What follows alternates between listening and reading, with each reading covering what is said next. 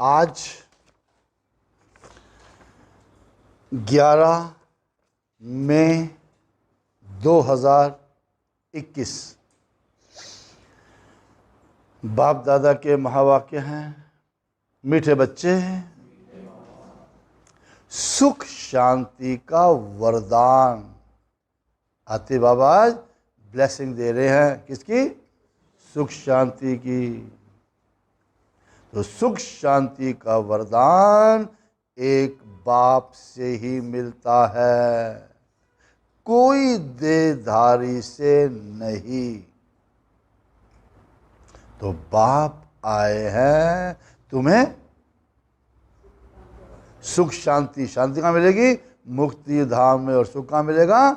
जीवन मुक्ति में। तो बाप आए हैं तुम्हें मुक्ति, जीवन मुक्ति की राह दिखाने। प्रश्न है, बाप के साथ जाने मुक्ति धाम में और सत्युग आदि में शुरुआत में ही आने का पुरुषार्थ क्या है? परम धाम जाने का पुरुषार्थ क्या है? और सत्युग शुरू में आने का पुरुषार्थ क्या है? उत्तर है, बाप के साथ जाना है तो संपूरा पवित्र बनना है। फिर सत्युग आदि में आने के लिए वहां क्या करना है? सत्युग शुरू में कौन आएगा? और संग तोड़ एक बाप संग जोड़। और संग बुद्धि योग तोड़ एक बाप संग जोड़ना, यानी एक बाप की याद में ही रहना। कैसे? आत्म अभिमानी जरूर बनना है और एक बाप की मत पर चलेंगे तो ऊंच पद का अधिकार मिल जाएगा। एक बाप की डायरेक्शन पर चलेंगे तो ऊंच पद का अधिकार मिल जाएगा। गीत है, नयनहीन को राह दिखाओ प्रभु, दर दर ठोकर खाऊं मैं। ओम शांति। ये गीत किसने गाया? बच्चों ने। क्यों? क्योंकि बाप तो एक ही है, उसको ही कहा जाता है रचयिता, क्रिएटर। तो रचना रचयिता को पुकारती है। तो बाबा ने समझाया है, भक्ति मार्ग में तो तुमको दो बाप है, एक लौकिक, दूसरा परलोक में रहने वाला पारलौकिक। माने सभी आत्माओं का बाप एक ही है। तो एक बाप होने से सभी आत्माएं अपने को भाई भाई कहते हैं, ब्रदर्स कहते हैं। उस बाप को पुकारते हैं, ओह गॉड फादर, ओह परम पिता, रहम करो, क्षमा करो। क्यों पुकारते हैं? क्योंकि भक्तों का रक्षक एक भगवान ही है। तो पहले पहले तो यह समझाना चाहिए कि हमको दो बाप है। अब पारलौकिक बाप तो सभी का एक ही है, बाकी लौकिक बाप हर एक का अपना अपना है, अलग अलग है। अब लौकिक बाप बड़ा व पारलौकिक बाप बड़ा। लौकिक बाप को कभी भगवान व परमपिता नहीं कहेंगे। तो आत्मा का बाप एक ही परमपिता परमात्मा है। आत्मा का नाम कभी बदलता नहीं, शरीर का नाम बदलता है। तो आत्मा भिन्न भिन्न शरीर लेकर पाठ बजाती है, यानी हर जन्म में पाठ बजाती है, यानी पुनर्जन्म लेती है। आखिर भी कितने जन्म मिलते हैं? सो बाप ही आकर समझाते हैं, बच्चे तुम अपने जन्मों को नहीं जानते। तो बाप आते ही है भारत में, उनका नाम है शिव, यानी कल्याणकारी। समझते भी हैं शिव परमात्मा है ना, शिव परमात्मा नमः कहते भी हैं। अब शिव जयंती व शिवरात्रि भी मनाते ही हैं, तो वो है निराकार, जैसे आत्मा भी निराकार है। निराकार से साकार में आते हैं पाठ बजाने। अब निराकार शिव, तो शरीर बिगड़ पाठ तो बजा ना सके। अब मनुष्य दुनिया वाले इन बातों को कुछ भी नहीं समझते, इसे कहते हैं नयनहीन है। ये शरीर के दो नेत्र तो सबको है, तीसरा ज्ञान का नेत्र आत्मा को नहीं है। कौन सा तीसरा नेत्र? जिसे दिव्य चक्षु भी कहते हैं, बुद्धि भी कहते हैं। तो आत्मा अपने ही बाप को भूल गई, तीसरे नेत्र से बाप दिखता ही नहीं, बिंदु दिखता ही नहीं, भूल गई। इसीलिए पुकारते हैं नयनहीन को राह बताओ। कहाँ की राह? कहाँ की राह? शांति धाम और सुख धाम की, क्योंकि सर्व का सद्गति दाता सतगुरु एक ही है। इसका मतलब मनुष्य का गुरु बन सदगति दे नहीं सकता। गुरु तो बन सकते कोई भी, पर वो गति सदगति दे वो हो ही नहीं सकता। और तो और न खुद सदगति को पाते हैं न औरों को देते हैं। तो एक बाप ही सर्व को सदगति देते हैं, खुशहाली देते हैं, सुख शांति देते हैं। उस अलफ बाप को ही याद करना है। तो बाप समझाते हैं कोई भी मनुष्य मात्र मुक्ति, जीवन मुक्ति, या ये कहो शांति और सुख सदा काल के लिए दे ही नहीं सकते। और सुख शांति का वरदान, ब्लेसिंग, जिसमें मेहनत ना करनी पड़े, वो तो एक बाप ही दे सकते हैं। मनुष्य को नहीं दे सकते। तो भारतवासी सतो प्रधान थे, तो उस समय सतयुगी स्वर्गवासी थे, आत्मा पवित्र थी। भारत को ही कहा जाता है स्वर्ग, जबकि आत्माएं पवित्र कितनी? सतो प्रधान थी। तुम ही जानते हो कि बरोबर आज से 5000 वर्ष पहले भारत स्वर्ग यानी सतो प्रधान था।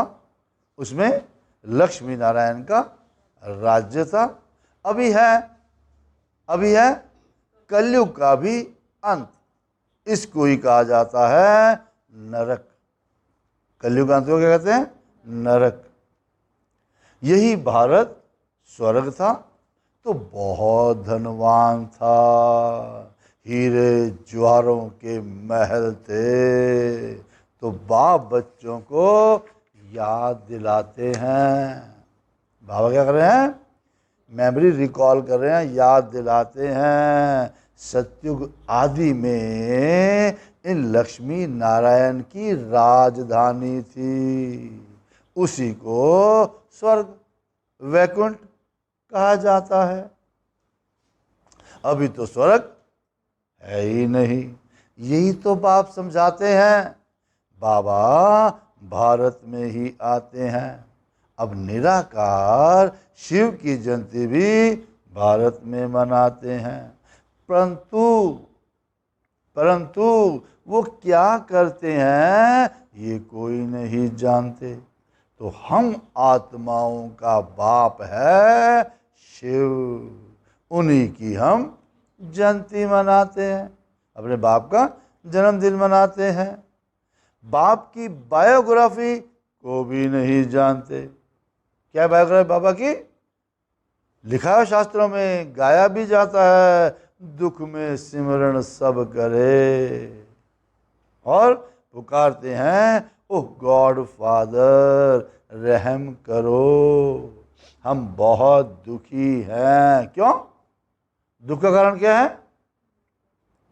क्योंकि रावण राज्य है, 5 विकारों का राज्य है, और वर्ष वर्ष रावण को जलाते हैं ना, परंतु ये किसी को पता नहीं कि 10 शीश वाला रावण क्या चीज है। 10 शीश वाला रावण क्या चीज है, हम उनको जलाते क्यों हैं, ये कौन सा दुश्मन है जो उनकी एफिजी यानी पुतला बनाए जलाते हैं। भारतवासी जो देवी देवता थे, भारतवासी बिल्कुल ही नहीं जानते। क्यों? क्योंकि ज्ञान का तीसरा नेत्र ही नहीं है। तभी तो तीसरा नेत्र, तभी तो राम राज्य मांगते हैं। तो 5 विकार स्त्री में, 5 विकार पुरुष में है, इसलिए इनको कहा जाता है रावण संप्रदाय। ये रावण 5 विकार, रावण क्या है? 5 विकार ही बड़े से बड़े दुश्मन हैं, जिसका एफिजी बनाए जलाते हैं। अब भारतवासियों को ये पता ही नहीं पड़ता कि रावण है कौन जिसको जलाते हैं। ये रावण राज्य कब से शुरू हुआ ये भी किसी को पता ही नहीं। तो बाप समझाते हैं राम राज्य सत्युग त्रेता, रावण राज्य द्वापर कलयुग। सत्युग में इन लक्ष्मी नारायण का राज्य था। इन्हों को ये राज्य कहाँ से और कैसे मिला यही कोई नहीं जानते। यही तो है समझने की बात है। क्या समझने की बात है? क्या समझने की बात है? एक ही को पता, बस किसी को पता ही नहीं। लक्ष्मी नारायण को राज्य कैसे मिला, इसमें अटेंशन देना पड़ता है। कहाँ गया अटेंशन? कहाँ खो गए थे? इसमें अटेंशन देना पड़ता है कि मोस्ट बिलवर्ड बाप है, तभी तो उनको भक्ति मार्ग में भी पुकारते हैं। तो भारत में जब इन्हों का यानी लक्ष्मी नारायण का राज्य था तो उस समय दुख का नाम ही नहीं था। अभी है ही दुखधाम, कितने अनेक धर्म हैं। सतयुग में एक ही धर्म था। इतनी सब आत्माएं कहाँ चली जाएंगी ये किसी को भी पता ही नहीं। क्यों? क्यों नहीं पता?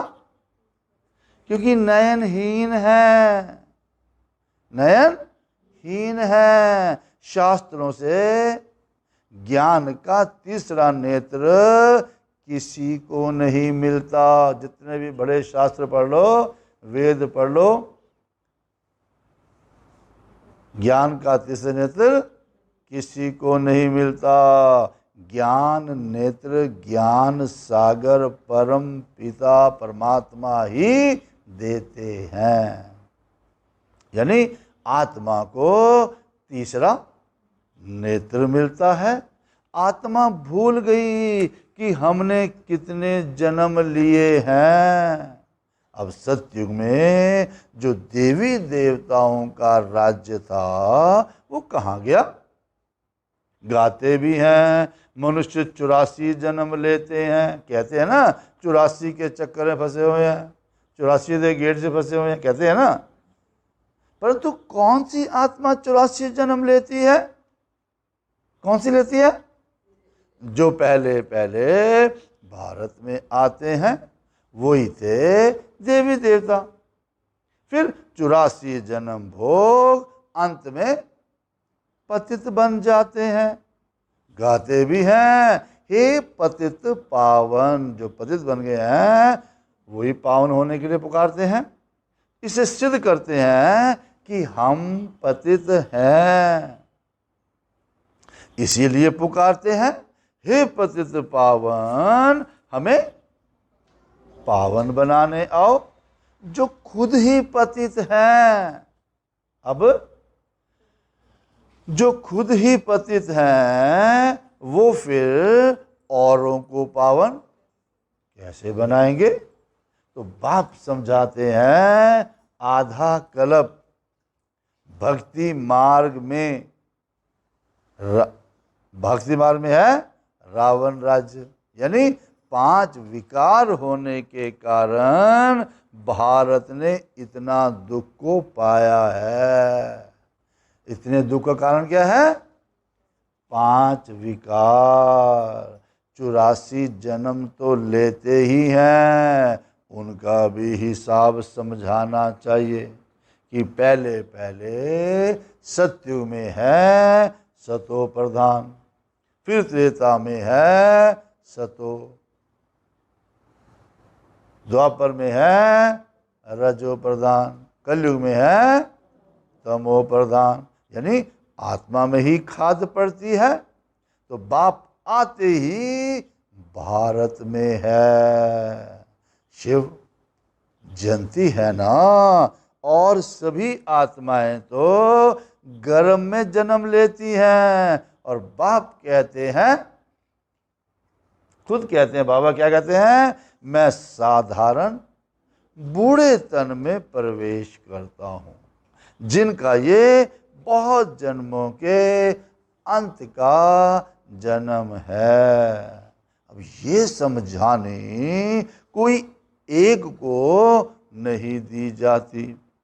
ये है गीता पाठशाला, यानी मनुष्य को देवता बनाने के लिए ये राजयोग सिखाया जाता है। तुम यहाँ आए हो स्वर्ग की बादशाही प्राप्त करने, जो बाप ही दे सकते हैं। गीता पढ़ने से कोई राजा बनते नहीं हैं। जब भगवत गीता पढ़ते हैं ना, जो उनके लिए बाबा बता रहे हैं, थोड़े घर पे बुक रखी हुई है, किताब रखी हुई है भगवत गीता, क्या कह रहे हैं उनके लिए बाबा? गीता पढ़ने से कोई राजा बनते नहीं हैं। क्या बनते हैं? और ही रंक बन गए हैं। जितनी गीताएं पढ़ी उतने रंक बन गए। भारत में जब इन लक्ष्मी नारायण का राज्य था तो प्योरिटी थी और पीस एंड प्रॉस्पेरिटी थी, खुशहाली थी, और पवित्र गृहस्थ आश्रम था। वहां हिंसा का नाम ही नहीं था। फिर द्वापर से लेकर हिंसा शुरू हुई। कौन सी हिंसा शुरू हुई? काम कटारी चलाते चलाते तुम्हारी ये हालत आकर हुई है। काम कटारी चलाते चलाते तुम्हारी ये हालत आकर हुई है। देखो अपनी हालतें क्या हुआ। सतयुग में 100% सॉल्वेंट थे, वो भी सतो प्रधान थे। ये राज कोई भी मनुष्य अथवा कोई भी साधु संत आदि नहीं जानते। तो कौन जानता है? बाप जो ज्ञान का सागर पतित पावन है, वही आकर सतो प्रधान बनने की युक्ति बताते हैं। क्या युक्ति बताई? रावण की मत पर मनुष्यों का देखो क्या हाल हो गया है। नहीं, रावण की मत पर देखो क्या हाल हो गया है। राजे लोग भी वो जो पवित्र राजाएं होकर गए हैं, उन्हों के चरणों में जाकर पढ़ते हैं। द्वापर कलयुग के जितने भी राजाएं हैं, वो सतयुगी राजाओं के अभी देखो चरणों में पढ़ते हैं और महिमा गाते हैं, आप सर्वगुण संपन्न और हम नीच पापी हैं। फिर कहते हैं हमारे में कोई गुण नहीं, फिर कहते हैं आप ही तरस पर हुई, हमारे में कोई क्वालिटी नहीं है, तुम्हें को तरस पड़ना चाहिए। हमको आकर मंदिर लायक बनाओ। अब किसी की भी समझ में नहीं आता कि बाप कैसे आकर फिर से देवी देवता धर्म की स्थापना कराते हैं। अब तुम समझते हो हम सो देवी देवता धर्म के थे। क्या समझे? कि हम सो में ना बाबा हमारे को याद करा रहा है। जैसे छोटा बच्चा होता है ना कोई, उसको कहेंगे तुम्हारी फोटो है कि नहीं नहीं मेरी फोटो कहाँ है, फिर दिखाते हैं उससे छोटी उससे छोटी उससे पहले की फोटो दिखाते हैं ना, फिर धीरे धीरे विश्वास होता है हाँ मेरी फोटो थी ये। ऐसी बाबा हमारे को सत्यु की फिल्म दिखा रहे हैं, आपको सत्यु की फोटो दिखा रहे हैं, तुम कैसे थे ना। अब तुम समझते हो हम ही सो देवी देवता धर्म के थे, यानी हम सो पहले देवता थे, फिर क्षत्रिय बने, फिर वैश्य बने, फिर शूद्र बने। इतने जन्म लिए, अब 84 जन्म पूरे हुए हैं। फिर दुनिया का चक्कर फिरना चाहिए, इसलिए फिर तुमको ही पावन यहाँ बनना है। पावन कहाँ बनना है? यहाँ बनना है। पतित तो क्यों बनना है पावन? पतित तो सुख धाम शांति धाम में जा ही नहीं सकते। तो बाप समझाते हैं तुम जो सतो प्रधान थे अब तमो प्रधान बने हो।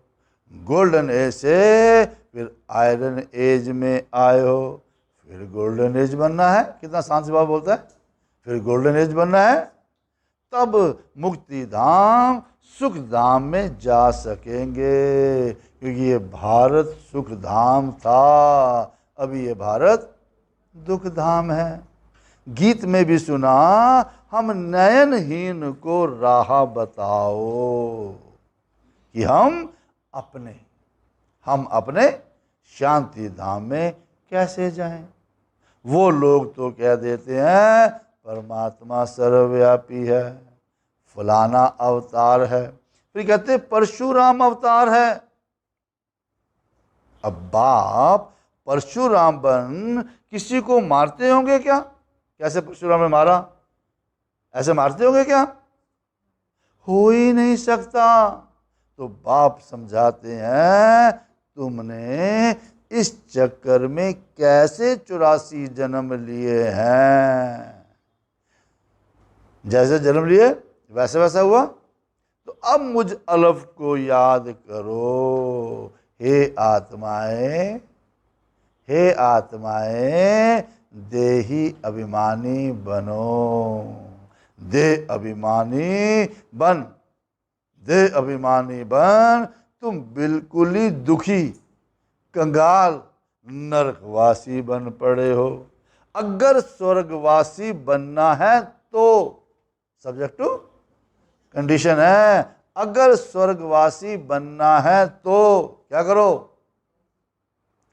आत्म अभिमानी जरूर बनना है, क्योंकि आत्मा ही एक शरीर छोड़ दूसरा लेती है।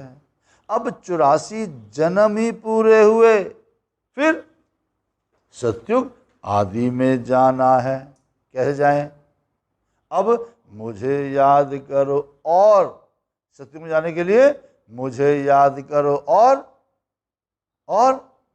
और संग बुद्धि योग तोड़ो। बुद्धि कहीं में नहीं जानी चाहिए, एक बाबा में रहना चाहिए। रहो बलग्रस्त व्यवहार में, बस अपने को आत्मा निश्चय करो। आत्मा एक शरीर छोड़ दूसरा लेती है। तो अब देही अभिमानी बनना है, और मुझे याद करो तो खाद सब जल जाएगी। जो भी विकार आप में है, खाद बन गई है, विकार बन गए हैं, सब जल जाएगी और तुम पवित्र बन जाएंगे। फिर मैं सब बच्चों को ले जाऊंगा। अगर मेरी मत पर नहीं चलेंगे तो इतना ऊंच पद नहीं पाएंगे। इन लक्ष्मी नारायण का ऊंच पद है। जब इन्हों का राज्य था तो उस समय और कोई धर्म नहीं था, तो द्वापर से फिर और धर्म आते हैं। सतयुग में मनुष्य भी थोड़े होते हैं। अभी तो बहुत धर्म होने के कारण कितने दुखी हो गए हैं। वही देवता धर्म वाले अब फिर पतित होने से अपने को देवता कहते ही नहीं है, फिर हिंदू नाम रख दिया है। अब हिंदू तो कोई धर्म है ही नहीं। तो बाप समझाते हैं, रावण ने तुमको ऐसा बना दिया। देखो अपनी शक्लें, रावण ने तुमको ऐसा बना दिया है।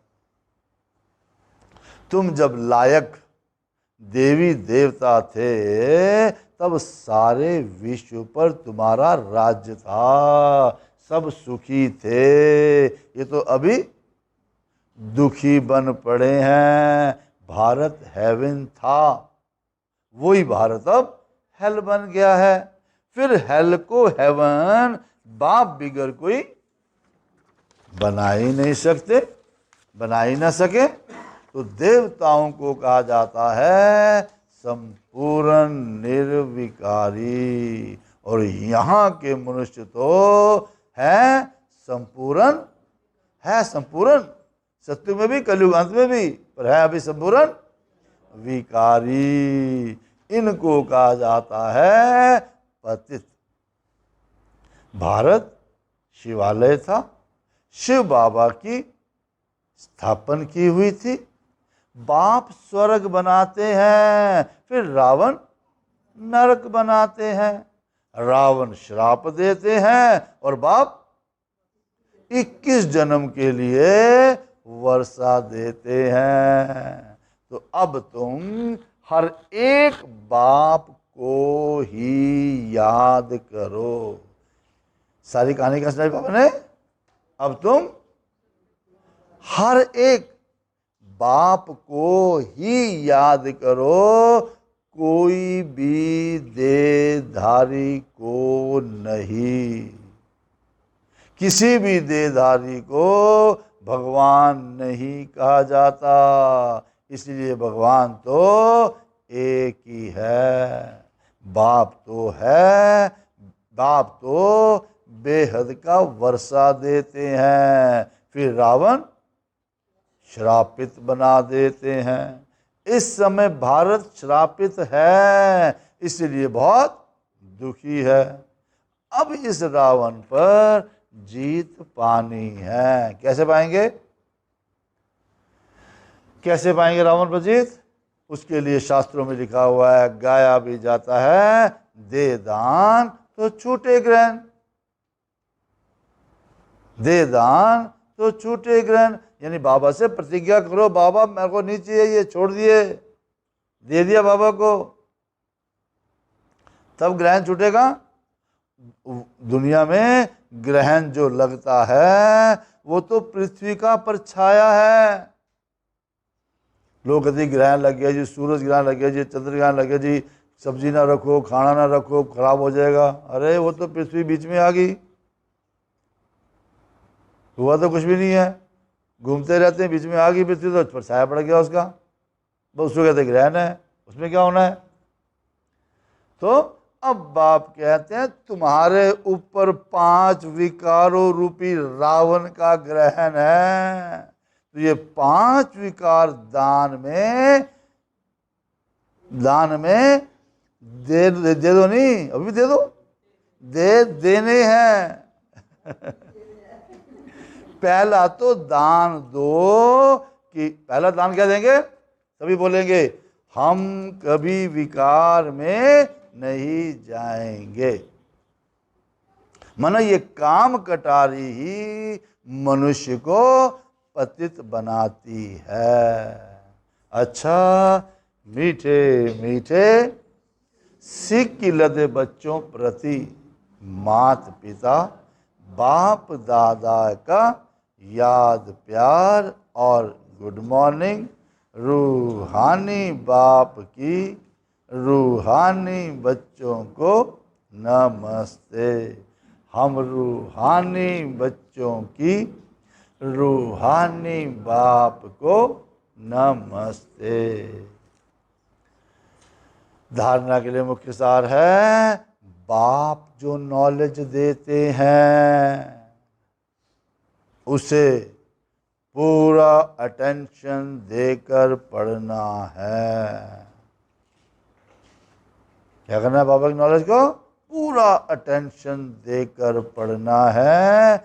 ज्ञान के तीसरे नेत्र से अपने 84 जन्मों को जान, अब अंतिम जन्म में पावन बनना है। ये लास्ट छोटा सा जन्म रह गया, इसमें संपूर्ण पावन बनना है। ये सारे ड्रामा का राज है, ये सारे खेल का राज है। दूसरा, रावण के श्राप से बचने के लिए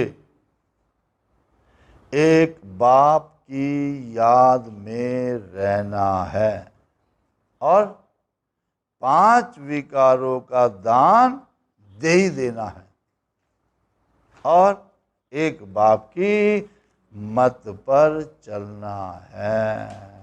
बाबा को टेस्ट दे दिया विकार, अब बाबा जैसे जैसे आपको चलाना चाहता है वैसे चलो, प्रॉब्लम सॉल्व हो जाएगी सारी। वरदान, वरदान अपनी स्मृति वृत्ति और दृष्टि को, अपनी स्मृति वृत्ति और दृष्टि को अलौकिक बनाने वाले, स्पिरिचुअल बनाने वाले, सर्व आकर्षणों से मुक्त भव। सर्व आकर्षणों से मुक्त कैसे बनेंगे, जब हम लौकिक में नहीं रहेंगे, हदों में नहीं रहेंगे, देवभान में नहीं रहेंगे, स्पिरिचुअलिटी में आ जाएंगे, आत्मिकता में आ जाएंगे, है ना। कैसे आएंगे, उसके लिए क्या करना पड़ेगा, अपनी स्मृति वृत्ति और दृष्टि को बनाना है, अपने अलौकिक स्पिरिचुअल बनाना है, तब टाइटल मिलेगा सर्व आकर्षणों से मुक्त। स्मृति में क्या होगा, होना चाहिए, वृत्ति में क्या होना चाहिए, दृष्टि में क्या होना चाहिए। स्मृति कहाँ से आती है, संकल्पों से। जैसा संकल्प होगा वैसा स्मृति में आएगा, अवेयरनेस में आएगा। तो स्मृति में क्या हो, सोमान। सोमान क्या है आज का, वो स्मृति में हो, वही फिर आपकी वृत्ति में आना चाहिए, विचारधारा में आना चाहिए। क्या सोमान, 52वें टाइटल का दिया हुआ है, वही दृष्टि सबको देखो। इसे कहेंगे अलौकिक बनना, स्पिरिचुअल बनना, तब टाइटल मिलेगा सर्व आकर्षणों से मुक्त भव। मैं ज्ञान स्वरूप हूँ, पवित्र स्वरूप हूँ, प्रेम स्वरूप हूँ। ये कहाँ रखोगे, स्मृति में। यही वृत्ति भी आ जाए, है ना, बिहेवियर भी आपका ऐसा हो, फीलिंग भी आपकी ऐसी आए, ठीक है ना, फिर दृष्टि भी वैसी हो जाएगी, तीनों चीजें बदल गई। इसे कहते हैं अलौकिक बनना। फिर सब आकर्षणों से, हद की आकर्षणों से मुक्त हो जाओगे। कहा ही जाता है जैसे संकल्प वैसी सृष्टि जो नई सृष्टि रचने के निमित्त विशेष आत्माएं हैं, उनका एक एक संकल्प श्रेष्ठ अर्थात अलौकिक होना चाहिए, देभान वाला ना हो। जब स्मृति, वृत्ति और दृष्टि सब अलौकिक हो जाती है तो इस लोक का कोई भी व्यक्ति, कोई भी वस्तु अपनी ओर आकर्षित नहीं कर सकती। ठीक है ना अपनी देह आकर्षित करेगी, ना देह के संबंधी, ना देह के पदार्थ। अगर आकर्षित अपनी देह या कोई करता है तो जरूर अलौकिकता में कमी है, स्पिरिचुअलिटी आप में भी कमी है। अलौकिक आत्माएं सर्व आकर्षणों से मुक्त होंगी। कोई भी अट्रैक्शन है, कोई भी आकर्षित चीज कर रही है, समझ लो अभी इस देह में फंसे पड़े हैं, देह की दुनिया में फंसे पड़े हैं, है ना, फिजिकल वर्ल्ड में फंसे पड़े हैं, ऊपर उठे ही नहीं, स्पिरिचुअलिटी में आए ही नहीं। उसके लिए क्या करो? स्लोगन बाबा ने दिया, दिल में परमात्मा प्यार व शक्तियां समाई हुई हो तो मन में उलझन आ ही नहीं सकती। मन में कोई कंफ्यूजन आ नहीं सकती। कब नहीं आ सकती? जब दिल में परमात्मा प्यार व परमात्मा की शक्तियां समाई हो। परमात्मा प्यार क्या है? परमात्मा प्यार क्या है? बाबा के गुण। और परमात्मा की गुणों में टिक जाओगे तो क्या बन जाएगी? शक्तियां। गुण और शक्तियां आपकी परमात्मा की आपके दिल में है तो उलझन आएगी? कोई उलझन आ ही नहीं सकती। ओम शांति।